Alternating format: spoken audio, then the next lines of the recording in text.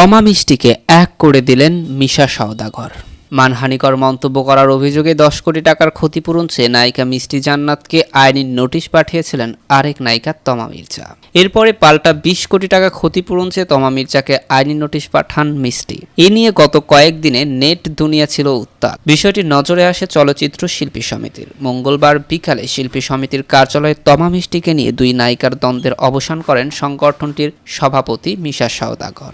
এ নিয়ে তমা মির্জা বলেন, মিষ্টি আমার ছোট বোন, তার ভুল আমি ক্ষমা করেছি। আমরা একে অপরের উপর নির্ভরশীল, তাই আমরা আমাদের সংগঠন শিল্পী সমিতির কার্যালয়ে বসে ভুল বোঝাবুঝির অবসান করেছি। তমার সঙ্গে সুর মিলিয়ে জান্নাত বলেন, আমাদের মধ্যে কিছুটা ভুলভ্রান্তি হয়েছিল, সেই বিষয়ে আমিও ক্ষমাপ্রার্থী। আমাদের অভিভাবকদের সঙ্গে নিয়ে সমঝোতা করলাম।